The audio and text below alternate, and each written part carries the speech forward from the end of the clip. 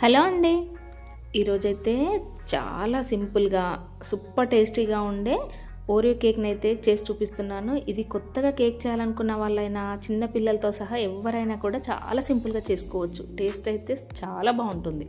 Welcome to my channel. ముందుగా ఇక్కడ నేను దీనికోసం ఓరియో బిస్కెట్స్ తీసుకొని వాటిని ఒక మిక్సీ జార్లోకి తీసుకున్నాను. ఇక్కడ నేను 15 వరకు బిస్కెట్స్ అయితే తీసుకున్నాను. దానిలో ఒక టేబుల్ స్పూన్ వరకు షుగర్ యాడ్ చేసుకొని దాన్ని మెత్తని పౌడర్లా చేసుకోవాలన్నమాట. చూసారా, ఇక్కడ మెత్తని పౌడర్లో వచ్చేసింది కదా. దీన్నంతా కూడా వేరొక బౌల్లోకి ట్రాన్స్ఫర్ చేసుకోవాలి. ఇలా చేసుకున్న తర్వాత దానిలో కొద్దిగా పాలు యాడ్ చేసుకోవాలి. ఇది మంచిగా స్పూన్తో కలుపుకుంటూ ఒకేసారి పాలు వేయకుండా కొద్దిగా యాడ్ చేసుకుంటూ కన్సిస్టెన్సీ అనేది చూసుకుంటూ కలుపుకోవాలి. ఇది స్పూన్తో కానీ విస్కర్తో కానీ ఇలా వన్ డైరెక్షన్లోనే కలుపుకుంటూ ఉండాలి.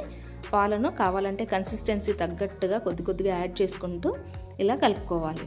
ఇప్పుడు దానిలో హాఫ్ స్పూన్ వరకు బేకింగ్ పౌడర్ కూడా వేసుకొని మళ్ళీ ఒకసారి అంతా కూడా ఇదే విధంగా వన్ డైరెక్షన్లోనే కలుపుకుంటూ ఉండాలి.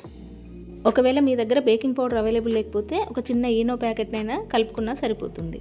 ఇదంతా కూడా మంచి రిబ్బన్ కన్సిస్టెన్సీ వచ్చేంత వరకు ఈ విధంగా కలుపుకోవాలి. దీన్ని పక్కన పెట్టుకున్న తర్వాత ఇప్పుడు మనం కేక్ని బేక్ చేసుకోవడం కోసం ఒక కేక్ మోల్డ్ని తీసుకొని దానిలో కొద్దిగా ఆయిల్ వేసి అప్లై చేసుకోవాలన్నమాట. ఇలా ఆయిల్ అప్లై చేసుకున్న తర్వాత దానిలో ఒక బటర్ పేపర్ని వేసుకోవాలి. ఒకవేళ మీ దగ్గర బటర్ పేపర్ అవైలబుల్గా లేకపోతే దానిలో కొద్దిగా పిండిని డస్టింగ్ లాగా చేసుకొని కూడా మనం కేక్ని బేక్ చేసుకోవచ్చు. ఇప్పుడు మనం ఇంతకుముందు చేసుకున్న కేక్ బ్యాటర్ని దీనిలో వేసుకోవాలి. మీ దగ్గర ఇలాంటి మోల్డ్ ఏదైనా లేకపోయినా కూడా ఇంట్లో ఉన్న గిన్నెని ఇలా వెడల్పాటి గిన్నెలో వేసుకున్నా పర్లేదు. ఇలా వేసుకుని దాన్ని ఒకసారి అంతా ట్యాప్ చేసుకున్న తర్వాత ఇప్పుడు ముందుగానే స్టవ్ వెలిగించుకొని ఒక పెద్ద గిన్నెను స్టవ్ పైన పెట్టుకొని ముందుగానే ప్రీహీట్ చేసుకోవాలన్నమాట. ఒక 10-15 నిమిషాలు ఇలా చేసుకున్న తర్వాత ఇప్పుడు మనం ఈ బ్యాటర్ని దీనిపైన పెట్టేసి మళ్ళీ మూతను పెట్టి 25 to 30 మినిట్స్ బేక్ చేసుకోవాలన్నమాట.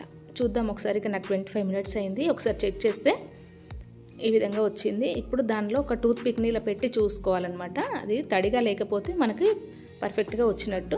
ఇక్కడ నాకు కొద్దిగా తడిగా ఉంది. ఒక 5 మినిట్స్ మళ్ళీ పెట్టి ఇప్పుడు మూతను తీసి చూసినట్లయితే మన కేక్ అనేది పర్ఫెక్ట్గా వచ్చేసింది. ఇలా దాని నుండి తీసేసి ఒక ప్లేట్ని తీసుకొని దాన్ని ఈ విధంగా రివర్స్లో వేసుకొని ఒక్కసారి ఇలా ట్యాప్ చేసుకొని ఇప్పుడు మనం దీన్ని నెమ్మదిగా తీసినట్లయితే మనకి పర్ఫెక్ట్గా ఓరియో కేక్ అనేది వచ్చేసింది.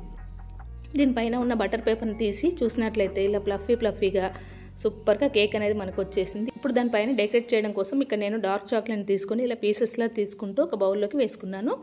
ఇలా వేసుకున్న తర్వాత ఇప్పుడు స్టవ్ పైన ఒక పెద్ద గిన్నెలో కొన్ని వాటర్ వేసి ఇప్పుడు మనం చాక్లెట్స్ తీసుకున్న ఈ చిన్న బౌల్ని ఇందులో పెట్టి హీట్ చేసుకోవాలన్నమాట.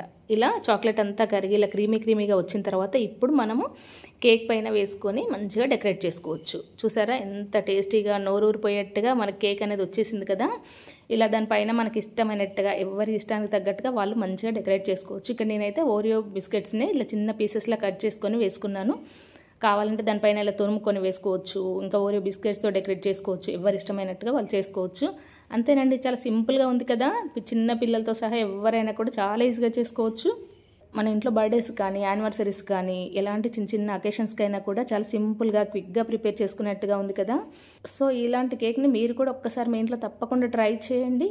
ఈ వీడియో కనుక మీకు నచ్చినట్లయితే లైక్ చేసి షేర్ చేయండి, అలాగే సబ్స్క్రైబ్ చేయండి. Thanks for watching.